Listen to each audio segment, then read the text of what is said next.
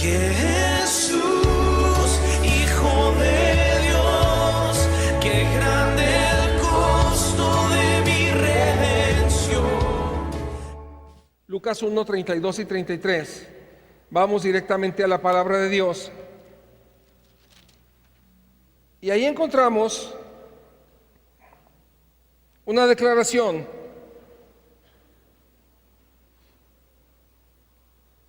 que la hace el ángel Gabriel y dice, hablando de Jesucristo, dice: Él será un gran hombre y lo llamarán Hijo del Altísimo.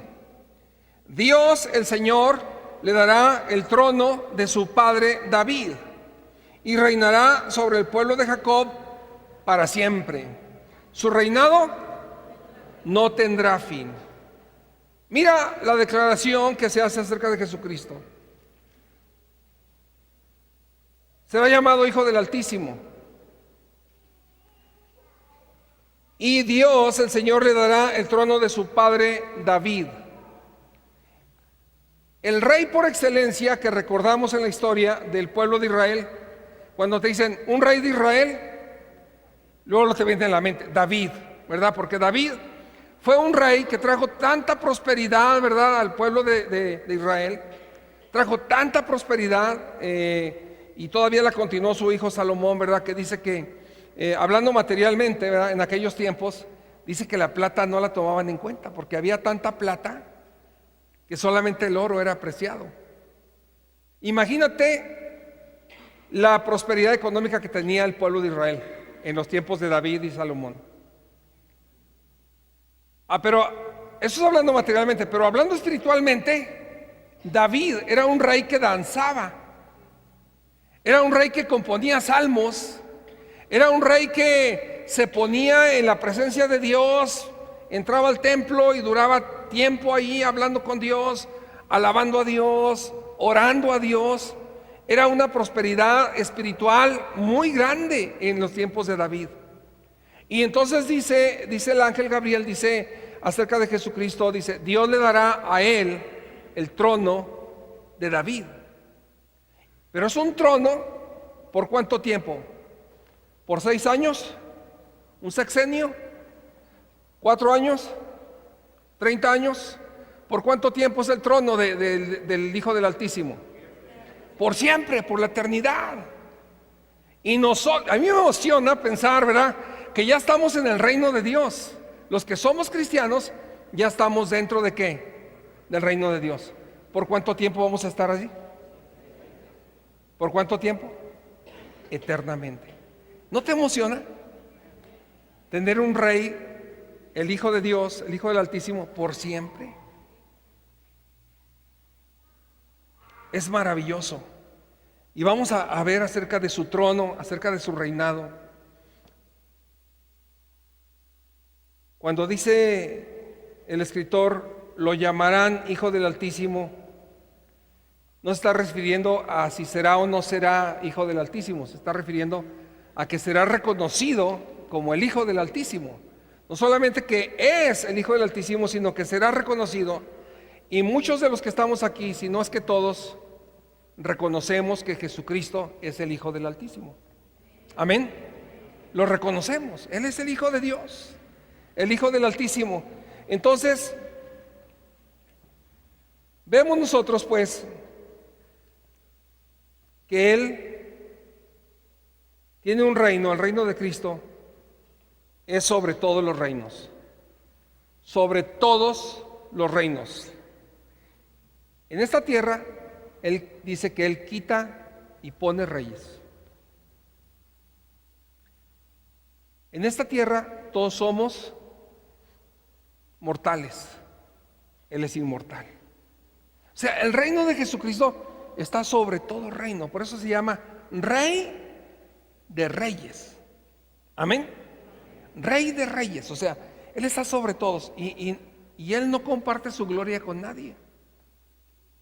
No porque sea egoísta, sino porque es la verdad. Él es el Rey de Reyes y no hay nadie más alto que Él. Entonces, nosotros podemos ver allí en Lucas 1, 46 y 47, que dice: Entonces dijo María, este es donde empieza el Magnificat, ¿eh? Dice, mi alma glorifica al Señor y mi espíritu se regocija en Dios, mi Salvador.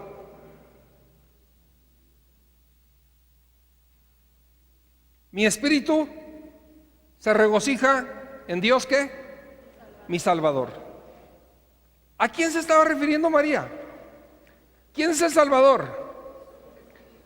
¿Cómo le dijeron a María que le pusiera a Jesús? Salvador. Es el Salvador. Entonces está diciendo aquí que María, está reconociendo María que ella necesita un ¿qué? Un Salvador. Y que ese Salvador es Dios. Amén. Jesucristo es Dios. Jesucristo es Salvador. Y María está reconociendo su necesidad de Jesucristo. ¿Por qué digo esto? Porque hay mucha gente que se quiere decir cristiana, pero realmente es más mariana que cristiana. Porque ponen por encima de Jesús a María. ¿Sí me estoy explicando? O sea, nosotros somos llamados a ser cristianos, que le damos la preeminencia. ¿A quién? A Cristo. Por eso es un reino sobre todos los reinos. Nosotros tenemos que reconocer aquí, por ejemplo, en el Magnificat, ella está declarando, ¿verdad?, lo que es la verdad. O sea, es Dios mi Salvador. Pero también está diciendo que todas las generaciones le llamarán bienaventurada. Y le llamamos bienaventurada.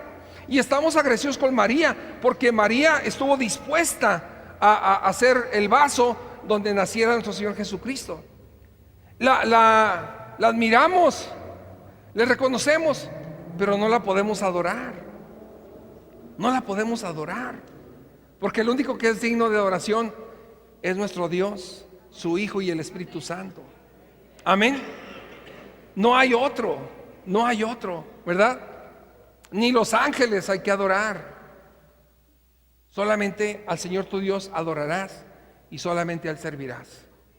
Lo dijo nuestro Señor Jesucristo. Entonces, en Lucas 2:7 vemos: así que dio a luz a su hijo primogénito, lo envolvió en pañales y lo acostó en un pesebre, porque no había lugar para ellos en la posada. Está hablando del nacimiento de Jesús, cuando María lo da a luz. Pero dice que está dando a luz a su primogénito. ¿Qué quiere decir primogénito? El primero de varios. Es muy diferente cuando dicen el unigénito. Por ejemplo, aquí hay algunas familias que tal vez nada más tienen un hijo o una hija. Tienen que decir es mi unigénito o mi unigénita, porque es el único. Pero cuando hay varios, el mayor es el primogénito y ya vienen los demás. Vamos a ir a Mateo, sin que pierdan Lucas, Mateo 13:55. Y ahí leemos lo siguiente. Mateo 13:55. ¿No es acaso el hijo del carpintero? ¿No se llama su madre María? ¿Y no son sus hermanos Jacobo, José, Simón y Judas? ¿No están con nosotros todas sus hermanas? Vean ustedes que Jesucristo era conocido en su comunidad. La familia de Jesús era conocida, como es normal, en el barrio, en la colonia, en el pueblo, era conocido. Y entonces decían, cuando él empezó su ministerio, decían: ¿qué no es este el hijo del carpintero? ¿A quién se referían? A José. ¿Su madre no es María? Pues sí. ¿Y sus hermanos no son? ¿Quién? Jacobo. ¿Uno se llamaba qué? Jacobo, José, Simón y Judas.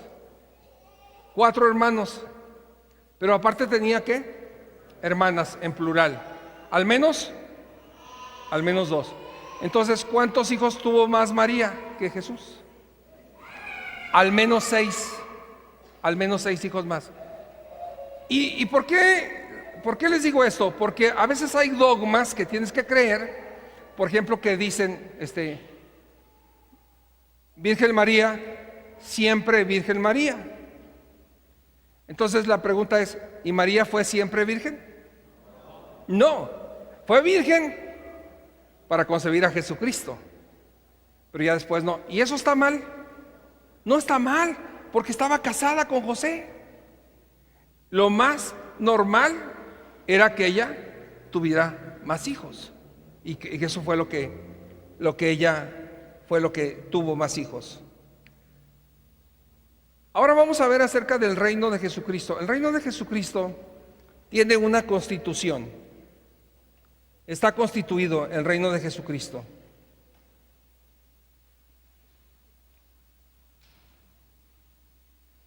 México tiene una constitución y los ciudadanos mexicanos tenemos que apegarnos a esa constitución.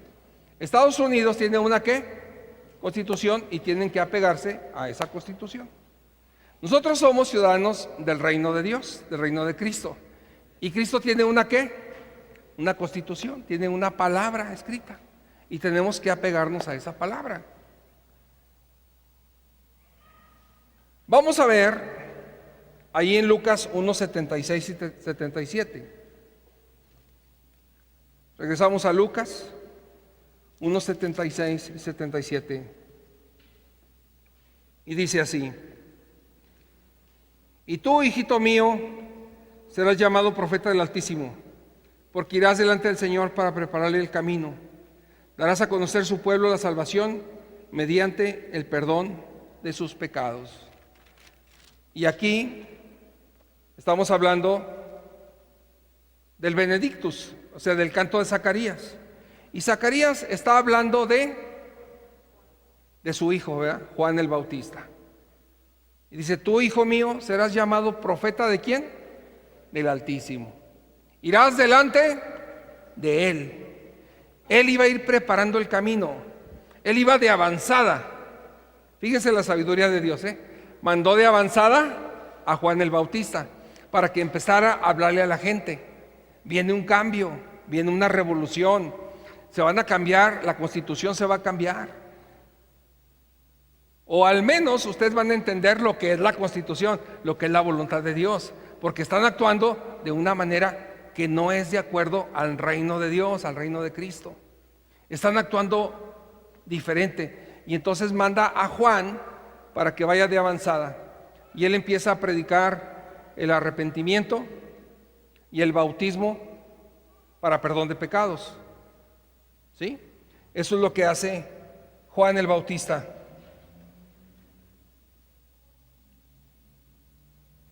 Vamos a ver Lucas 3, del 7 al 9.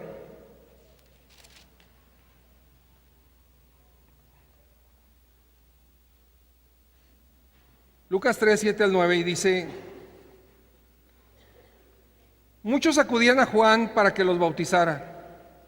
Camada de víboras, les advirtió, ¿quién les dijo que podrán escapar del castigo que se acerca? Produzcan frutos que demuestren arrepentimiento y no se pongan a pensar, tenemos a Abraham por padre, para que les diga, porque les digo que aún de estas piedras Dios es capaz de darle hijos a Abraham. Es más, el hacha ya está puesta a la raíz de los árboles, y todo árbol que no produzca buen fruto será cortado y arrojado al fuego. Entonces, cuando Juan el Bautista viene predicando, ¿verdad?, que un perdón de pecados y un bautismo para arrepentimiento, entonces los fariseos dijeron, los saduceos dijeron, pues vamos para que nos bautice.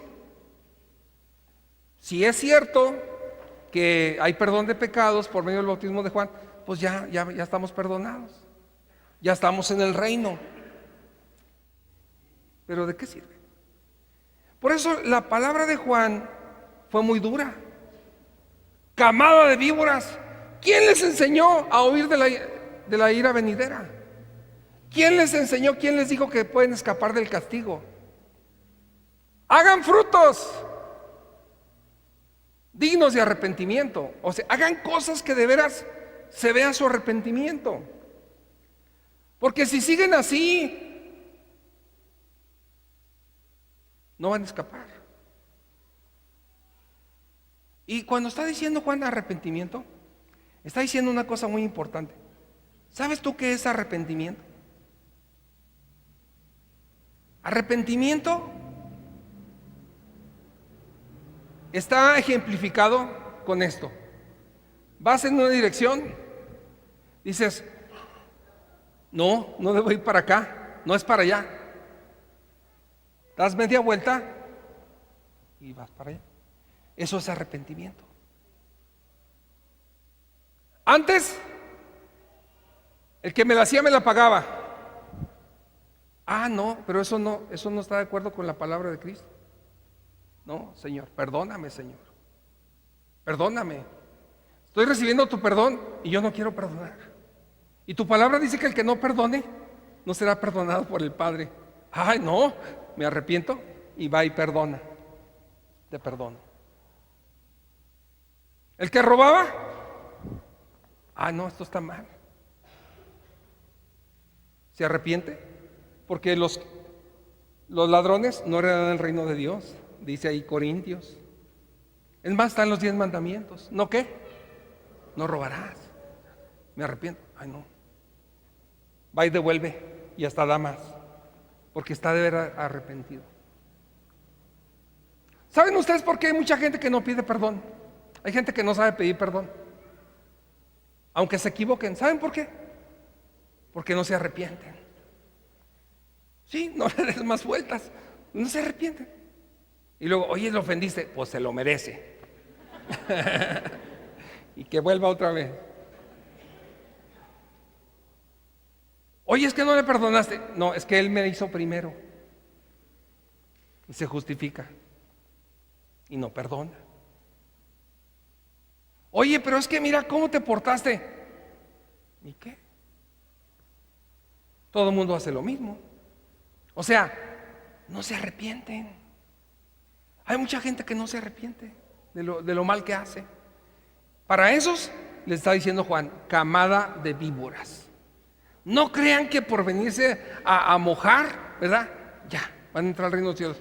Dios conoce los corazones y a cada uno de nosotros. Es más, todavía no está la palabra, todavía no dijimos la palabra y Dios ya sabe lo que vamos a decir. Él conoce todo. Donde te escondas, Dios te está viendo. Por eso dice el salmista, si me voy al fondo del mar, allá estás tú. Si me voy a lo más oscuro, ahí estás tú. ¿A dónde huiré de tu presencia, Señor? Dios nos conoce mejor que nosotros. Nosotros a veces decimos, ¿por qué dije eso? Porque no te conoces, pero Dios sí te conoce. Y de la abundancia del corazón habla la boca.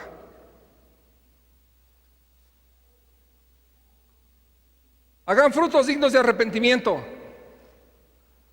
Y Juan ya sabía cuál era el reaccionar de los fariseos. Dice, y no digan que son hijos de Abraham.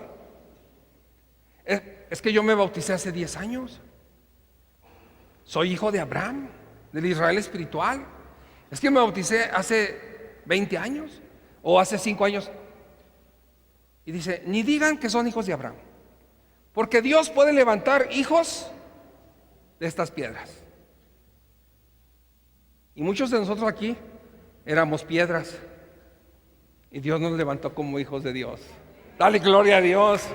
Él nos levantó porque ni éramos pueblo, ni éramos hijos, andábamos en oscuridad, pero Dios nos llamó en su misericordia y nos levantó. Entonces, vean ustedes una cosa tremenda que dice Juan y que debemos de pensar, porque esto a mí me ha impresionado siempre mucho. Esta imagen dice, el hacha ya está puesta a la raíz del árbol. El hacha ya está puesta a la raíz del árbol. ¿Qué quiere decir? Ya está listo para cortar. ¿Sabes tú que Dios de cuando en cuando corta árboles? ¿A cuáles árboles corta Dios? A los que no dan fruto. A los que dicen, yo soy cristiano, pero hacen lo que quieren. Yo soy cristiana, pero hace lo que quiere. No dan frutos dignos de arrepentimiento. Entonces el hacha, ¿qué? Ya está a la raíz. A la raíz. Dice, será cortado y echado al fuego. Si tú entiendes esta imagen que está dando Juan y te llega al corazón, vas a salir bien bendecido este mediodía.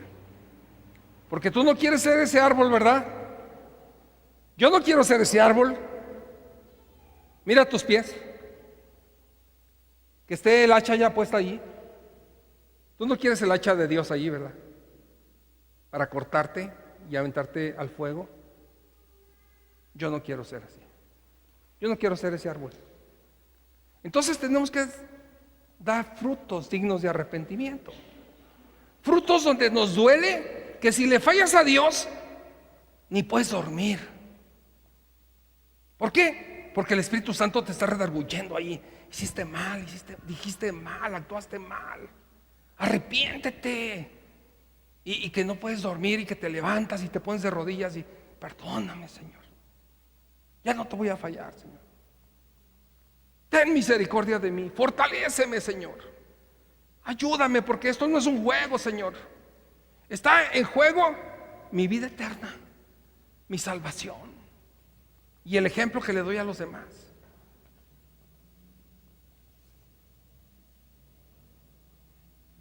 Lucas 3:10 al 14. Sigue hablando Juan acerca de la constitución. ¿Cómo debemos de comportarnos los hijos de Dios?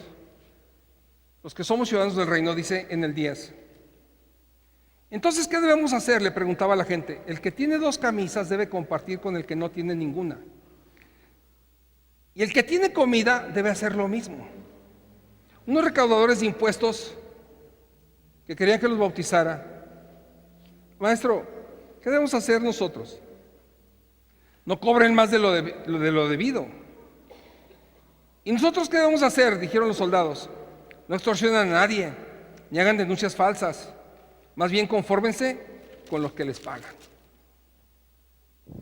Estas son cosas prácticas. Son cosas muy prácticas que está diciendo Juan. Porque la gente le está preguntando sinceramente. Y bueno, si me bautizo, ¿qué debo de hacer? Y le dice, mira, si tú tienes 2 camisas y ves a alguien que no tiene una camisa, dale una. Ay, pero es que las 2 me gustan y nomás tengo 2. Sí, pero el otro no tiene ninguna. Y el que tiene comida y ve a uno que no tiene comida, dale de comer. O sea, esos somos los ciudadanos del reino. Unos hombres y mujeres que se compadecen del necesitado. Así debe ser una mujer y un hombre del reino de Cristo, que está bajo el trono de Cristo. No podemos decir nosotros, te alabo, Señor, te alabo, y vemos a un necesitado y sáquese. No podemos ser así. ¿Por qué? Porque no seríamos ¿qué? Hijos del reino. Y si tú estás actuando así, arrepiéntete. Porque esta es la constitución de Jesucristo. Está hablando de ayudar al necesitado. Ahora, Jesucristo está hablando de 2 necesidades básicas, indispensables. Está hablando de vestido y de comida. Pero hay gente, ¿verdad?, que quiere vivir de los demás y dice, mira, tengo a mi hijo en un colegio que paga tanto dinero, ¿verdad? Y como no tengo, pues ayúdame. Hay algunos que podemos ayudar, excepcionalmente, 1 vez, 2 veces, pero ya que estés cada mes. ¿Sí me estoy explicando? O sea, tenemos que ser conscientes de lo que dice la palabra de Dios. ¿Sí? Está hablando de necesidades básicas. Es nuestra responsabilidad. Por eso si aquí hay gente que no tiene trabajo y que no tiene que comer, con toda confianza puede decir, pastor, necesito una despensa. Y tal vez no le vamos a dar una despensa, le vamos a dar 2. Amén. Amén. O necesito una chamarra. No le vamos a dar una, le vamos a dar dos para que le vaya cambiando. ¿Sí se puede? ¿Es bonito ser hijos del reino? Es hermoso. Mira, la sociedad no va a cambiar por decreto. La sociedad cambia individualmente.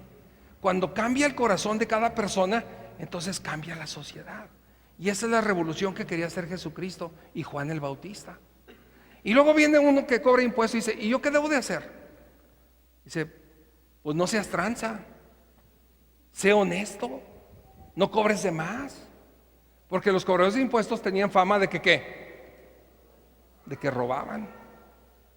Y luego va un soldado, ¿verdad? Y dice, ¿yo qué debo de hacer? Dice, mira, no extorsiones a nadie, no calumnies a nadie para sacarle dinero y confórmate con lo que ganas. Y los soldados decían, ¡ay! Pero es que mis gastos son más de lo que gano. Y ya estoy acostumbrado. Pues, este es el reino de Dios. ¿Cuánta gente no hay que dice, es que no completo con lo que gano?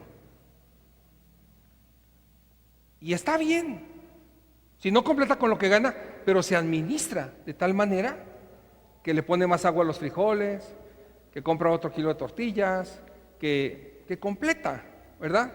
A lo que puede. Pero, ¿qué hay de aquellos que entran a la policía no pensando en el sueldo? ¿Pensando en qué? En eso. Esos no pueden entrar al reino de Dios.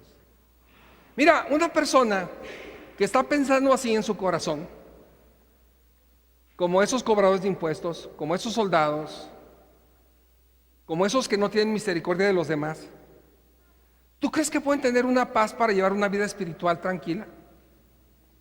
¿Tú crees que pues, se puede? No se puede, porque están pensando en ¿qué? En el dinero, en la tranza, ¿sí? En ser egoístas. Pues sí, tengo 2 camisas, pero yo las compré, son para mí. ¿Me explico? No puede pensar en paz para ponerse a orar con Dios y decir, Señor, aquí está mi corazón, yo soy un ciudadano del reino de Cristo, yo Señor, me desprendo. ¿Y sabes qué? En este tema hay mucha gente que batalla para dejar de ser egoísta, porque está pensando, no, pues que trabaje. ¿Para qué no estudió? Pero ¿sabes que no todos tenemos las mismas oportunidades? No todos tuvimos oportunidad de estudiar. No todos nacimos en la misma cuna. O no todos tuvimos los padres que tuvimos. ¿O sí? ¿Qué nos está enseñando el reino de Jesucristo? Que no seamos egoístas, que ayudemos a los demás. Amén. Eso es importante para que podamos ser hijos del reino de Jesucristo. Ahora, la ciudadanía del reino de Dios, el que la otorga es Jesucristo. Mira, Lucas 3:16 dice, yo los bautizo a ustedes con agua, le respondió Juan a todos, pero está por llegar uno más poderoso que yo, a quien ni siquiera merezco desatarle la correa de sus sandalias. Él los bautizará con el Espíritu Santo y fuego. Aquí Juan está diciendo la verdad, está diciendo, yo los estoy bautizando para que se arrepientan y reciban perdón de pecados. ¿Sí? O sea, me arrepiento, recibo perdón de pecados, son bautizados. Juan los bautizaba en agua, ¿sí? Ok, esa era la avanzada que Dios tenía con Juan. Pero dice, pero detrás de mí viene uno mucho más poderoso que yo, el cual yo no soy digno de desatarle la correa de sus zapatos. Él los bautizará con Espíritu Santo y fuego. ¿Espíritu Santo y qué? Y fuego. El Espíritu Santo es la persona que cuando creemos en Jesucristo entra a nosotros. Y venimos a ser templo o casa del Espíritu Santo. Entra en nosotros cuando creemos que Jesucristo es el Hijo de Dios. Ya está instalado ahí el Espíritu Santo. Ese Espíritu Santo, ¿verdad? Cuando uno comete una falta, el Espíritu Santo te redarguye, te pica las costillas. ¿Qué pasó? Te da unos piquetes. ¿Qué pasó? Cuando hacemos algo malo, cuando pensamos algo malo, ¿qué pasó? ¿Dónde está tu mente? ¿No tienes que tener tu mente cautiva en Cristo Jesús? ¿Sí?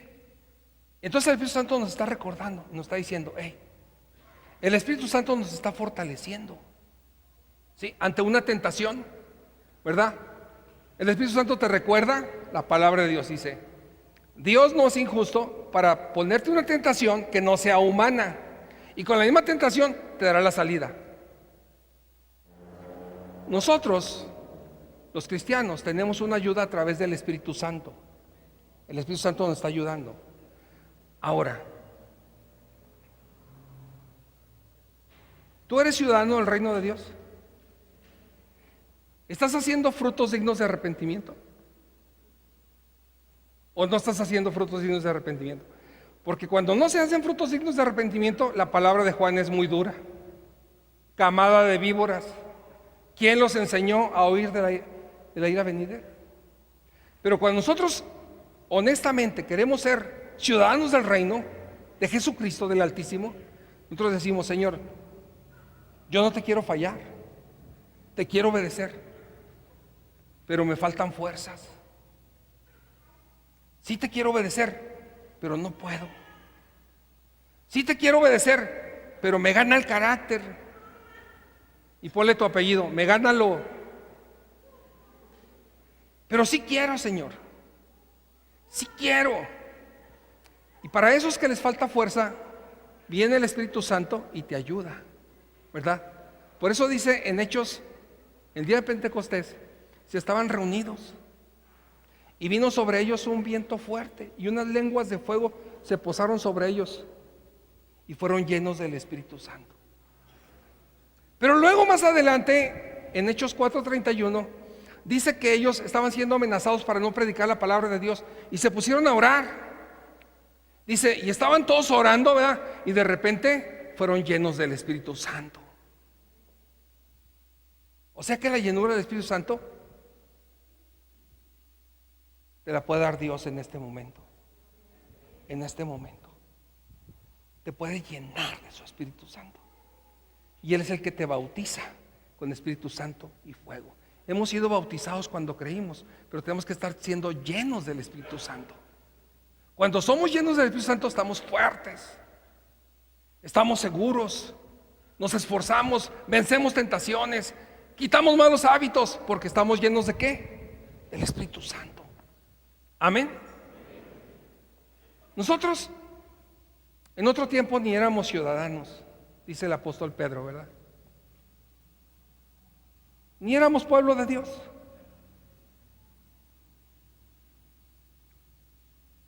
Pero Dios nos llamó en su misericordia.